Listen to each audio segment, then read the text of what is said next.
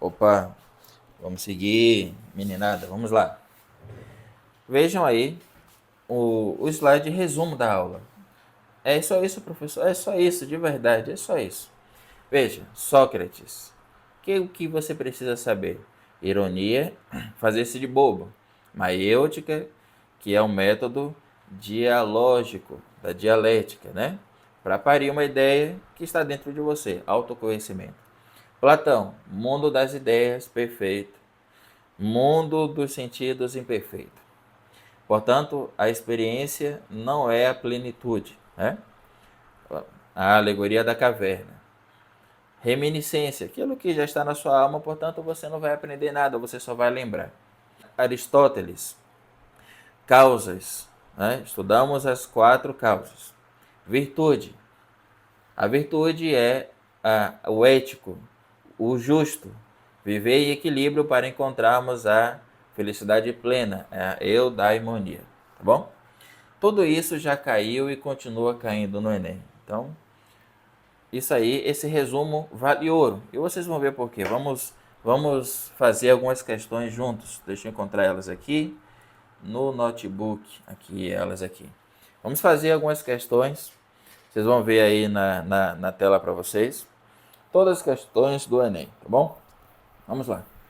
Uma característica da polis é o cunho de plena publicidade dada às manifestações mais importantes da vida social.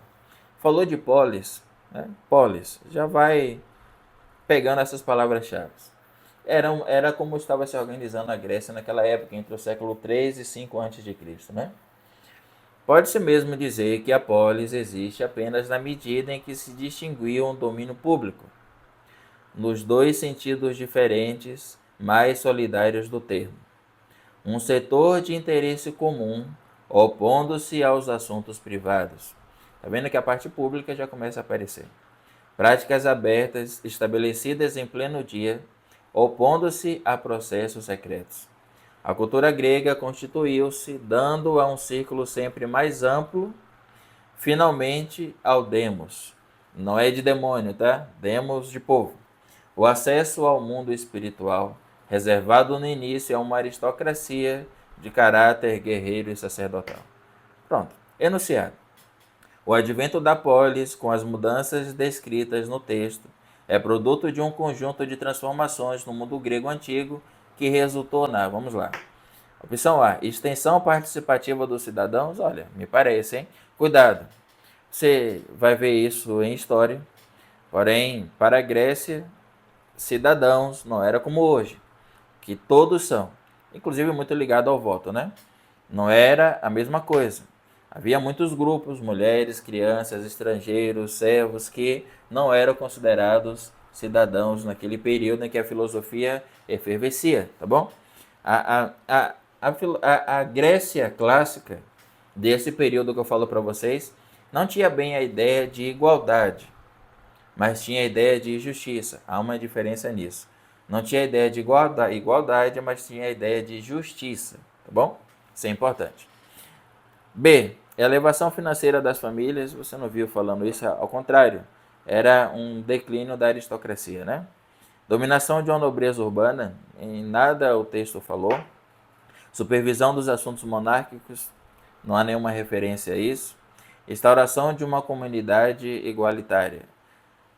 A Grécia desse período não estava ligada à questão de igualdade e sim de justiça. Tá bom? Então, opção A, extensão participativa dos cidadãos, é a estrutura, só para contextualizar onde estava nascendo a filosofia clássica grega, tá bom? Vamos lá para a questão 2. Texto de apoio. Sócrates. Quem não sabe o que uma coisa é, como poderia saber de que tipo de coisa ela é? Ou te parece ser possível que alguém que não conhece absolutamente quem é, esse alguém saberia se ele é belo, se é rico e ainda se é nobre?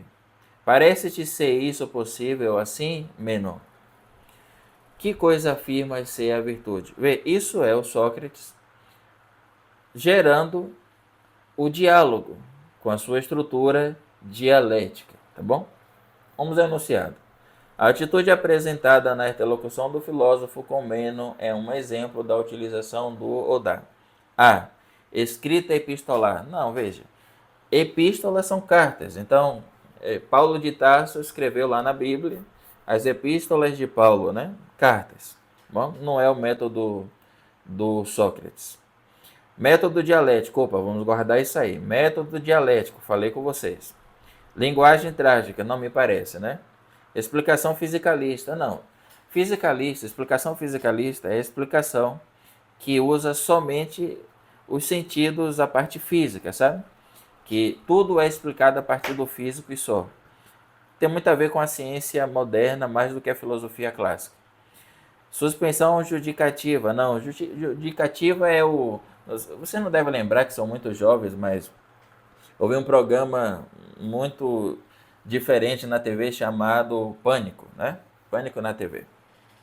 E lá tinha o Poderoso Castiga, que falava assim, mais ou menos, é isso aí, que é a suspensão judicativa. É mais usada no direito, né? É o mais ou menos, não creio, nem descreio.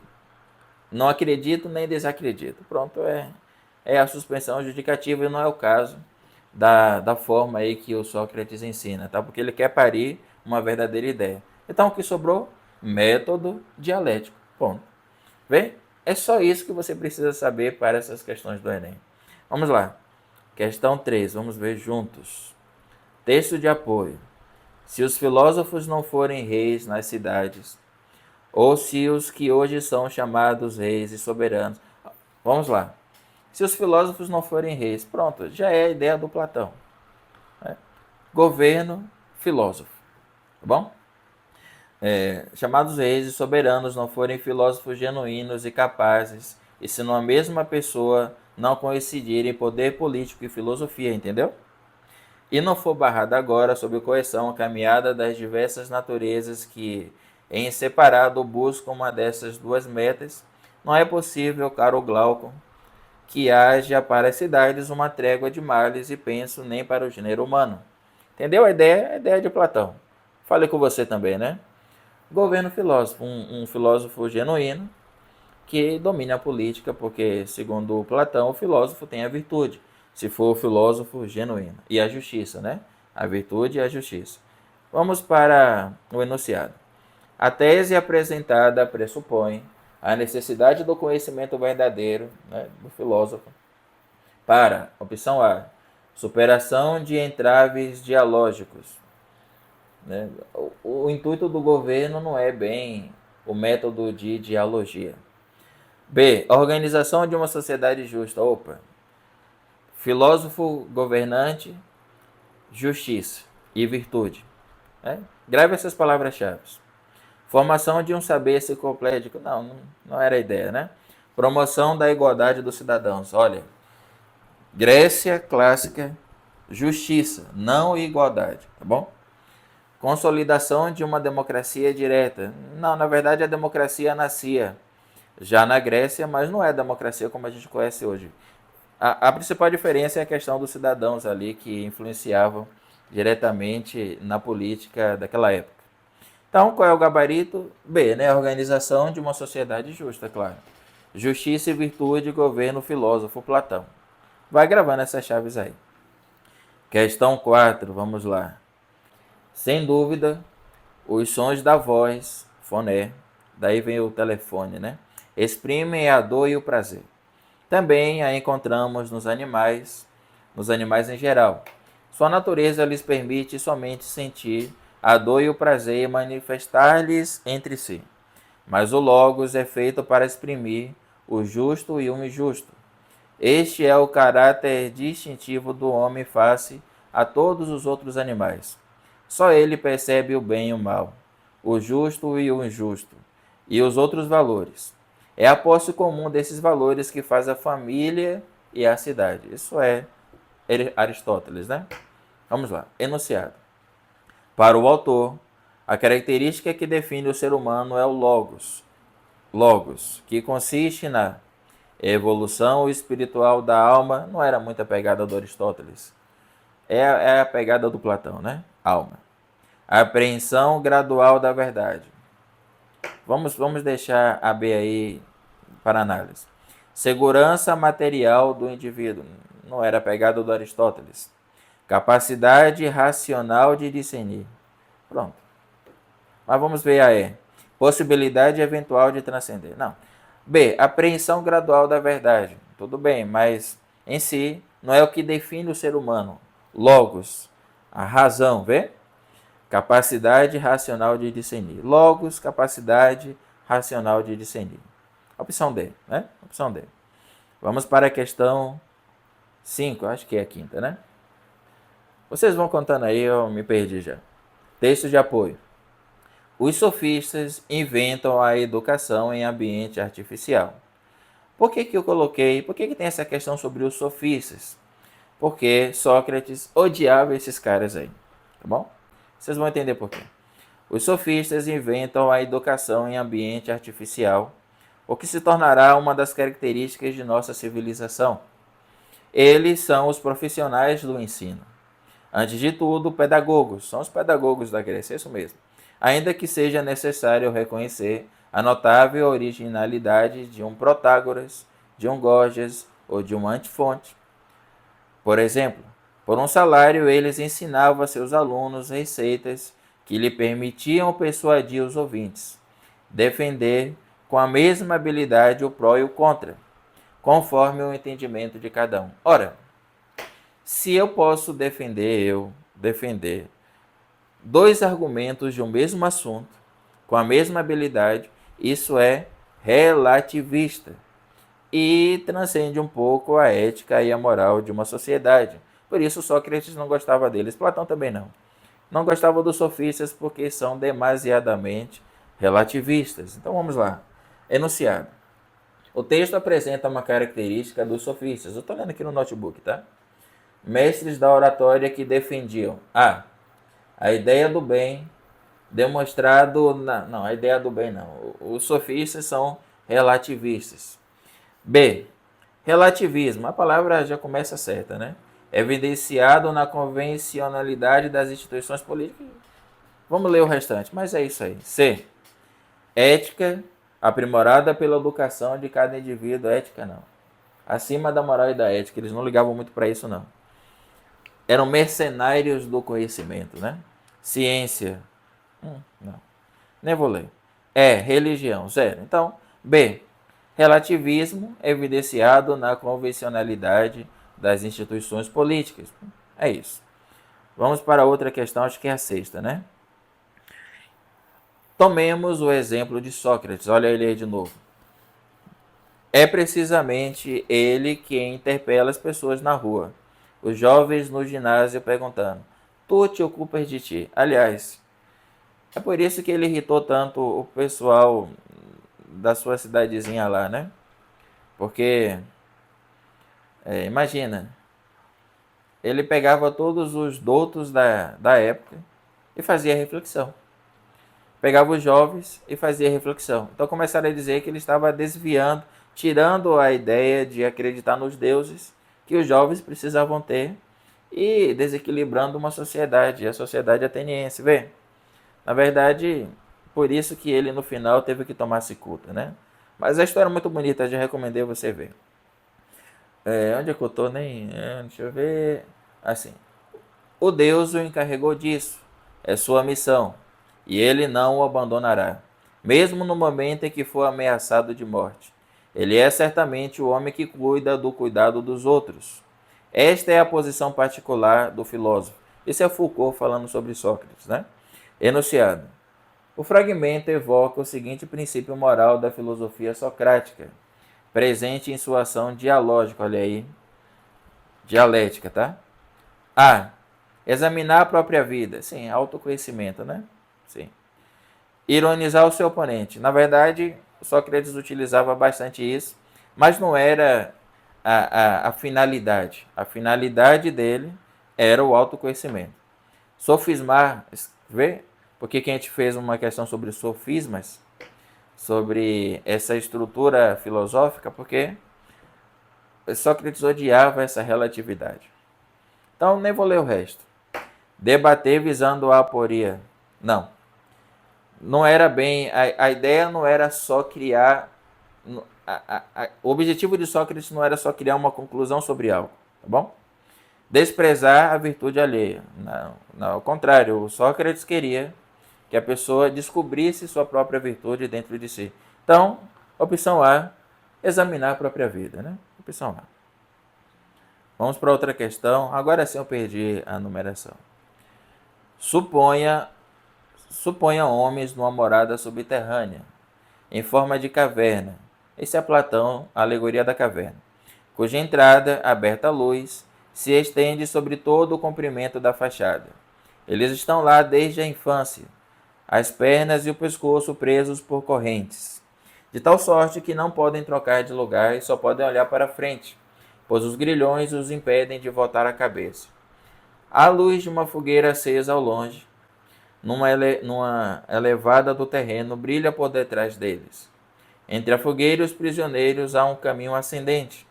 Ao longo do caminho, imagina um pequeno muro, semelhante aos tapumes que os manipuladores de marionetes armam entre eles e o público, e sobre os quais exibem seus prestígios. Vamos ler isso, ficou um pouco estranho, né? Imagine um pequeno muro semelhante aos tapumes que os manipuladores de marionetes armam entre eles e o público, e sobre os quais exibem seus prestígios. Pronto. Platão em A República. O enunciado fala assim: essa narrativa de Platão é uma importante manifestação cultural do pensamento grego antigo, cuja ideia central do ponto de vista filosófico evidencia a. Caráter antropológico, não, né? Caráter antropológico, não. B. Sistema penal da época, não é disso que está falando a alegoria. Apesar de falar de uma prisão, não é de uma prisão literal, física ali, que a pessoa está vivendo. Vida cultural e artística, não está. A alegoria não está sintetizando toda a cultura da Grécia naquele período. Sistema político elitista, não tem por que encaixar isso ali. Teoria do conhecimento, expondo a passagem do mundo ilusório para o mundo das ideias. Pronto. O mundo das ideias é a perfeição, o mundo dos sentidos. Então ele fala que no mundo dos sentidos está a caverna e no mundo das ideias a perfeição, a luz. Tá bom? Então, sim. Opção é. Alternativa é. Outra questão. Estamos, pois, de acordo quando, ao ver algum objeto dizemos: esse objeto que estou vendo agora tem tendência para assemelhar-se a um outro ser, mas por ter defeitos, não consegue ser tal como o ser em questão. Já captou do que está falando a questão? Já captou, né?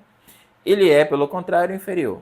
Assim, para podermos fazer estas reflexões, é necessário que antes tenhamos tido a ocasião de conhecer esse ser de que se aproxima o dito objeto. O que lembra isso?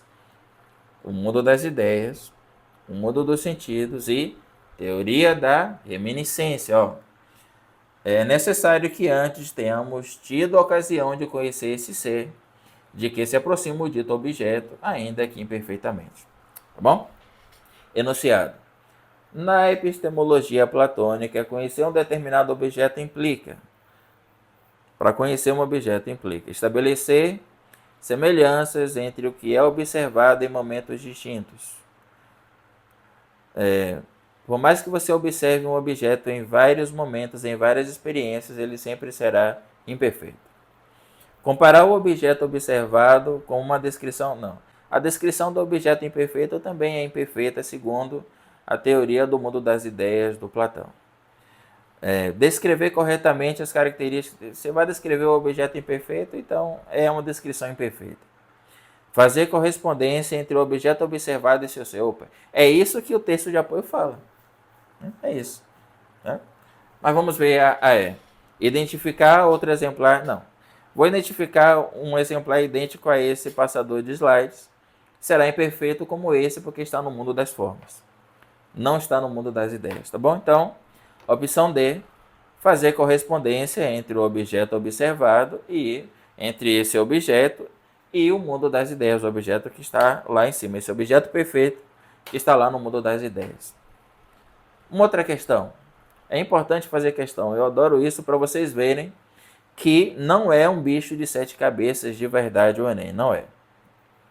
Com as palavras-chave se responde quase tudo que cai no Enem. Vamos lá. A filosofia é o texto de apoio. A filosofia grega parece... um texto do Nietzsche, hein? Que é o meu filósofo preferido. A filosofia grega parece começar com uma ideia absurda, com a proposição. A água é a origem e a matriz de todas as coisas. Onde começou isso? Nos pré-socráticos, tá? Que começaram a racionalizar sobre a origem de todas as coisas. Por isso a filosofia, separar o conhecimento do mito. Separar o conhecimento do mito, tá bom? Será mesmo necessário deter-nos nela e levá-la a sério? Sim. E por 3 razões. Em primeiro lugar, porque essa proposição enuncia algo sobre a origem das coisas. Em segundo lugar, porque o faz sem imagem e fabulação, não tem fantasia. E, enfim, em terceiro lugar, porque nela, embora apenas em estado de crisálida, de início, de semente, está contido o pensamento. Tudo é um. Nietzsche. Então veja, enunciado. O que, de acordo com Nietzsche, caracteriza o surgimento da filosofia entre os gregos? A. Impulso para transformar, mediante justificativas, os elementos sensíveis em verdade, ou seja, o que você tem como experiência sensorial em verdade absoluta, não. Em verdades racionais, né? O desejo de explicar usando metáforas, metáforas não veio que Nietzsche falou, sem fabulações, sem imagens. Então já podemos ir para a C. A necessidade de buscar de forma racional a causa primeira. É isso, né? Usar o raciocínio para descobrir a origem de todas as coisas está no texto de apoio. Vamos para D. A ambição de expor de maneira metódica as diferenças entre as coisas. Isso já é consequência. A tentativa de justificar a partir de elementos empíricos o que existe no real. Não é só o elemento empírico, é buscar, através do raciocínio, da sua intelectualidade, da cognição, a origem de todas as coisas. Ou seja, a opção C, né? A opção C. O que poderia confundir aí é a opção E, mas o mais certo, porque o Enem tem isso, o mais certo, o mais completo é a opção C. Última questão parece que sim. Pode-se viver, texto de apoio, pode-se viver sem ciência, pode-se adotar crenças sem querer justificá-las racionalmente, pode-se desprezar as evidências empíricas. No entanto, depois de Platão e Aristóteles, nenhum homem honesto pode ignorar que uma outra atitude intelectual foi experimentada, a de adotar crenças com base em razões e evidências, e questionar tudo mais a fim de descobrir seu sentido íntimo. Enunciado. Platão e Aristóteles marcaram profundamente a formação do pensamento ocidental. No texto, é ressaltado importante aspecto filosófico de ambos os autores, que em linhas gerais refere-se a, vamos lá. Opção A, a adoção da experiência do senso comum. Senso comum para a filosofia, leu isso aí, já pode cortar.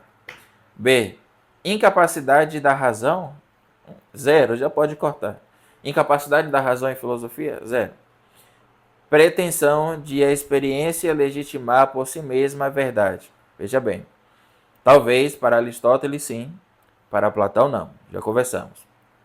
D, defesa de que a honestidade condiciona a possibilidade de se pensar a verdade. Isso é uma estrutura que, assim, minimamente lembra Aristóteles, mas não está lá em Platão e Aristóteles. Compreensão de que a verdade deve ser justificada racionalmente. Pronto. É isso aí. Bom? Opção E. Então, queridos e queridas, meninada, aí a gente concluiu a primeira aula. Lembre-se sempre, eu vou deixar uma reflexão para vocês, aproveitar, sobre essa alegoria da caverna. No mundo moderno, nós temos hoje muitas cavernas, muitas. Fake news, preconceitos, né?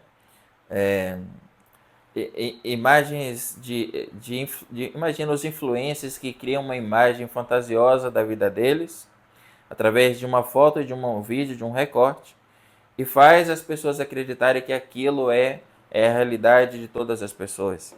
Tudo isso são sombras da caverna.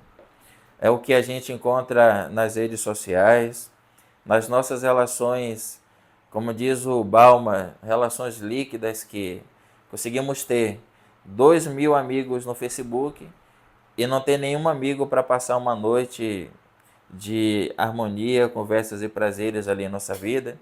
Tudo isso são sombras da caverna atual. É importante descobrir em qual caverna nós vivemos, tá? Em qual caverna nós vivemos. Então, muito obrigado por vocês estarem aqui. Espero que tenham aproveitado a aula. Que hoje você questione o que ontem parecia certo. Até a próxima, meninada.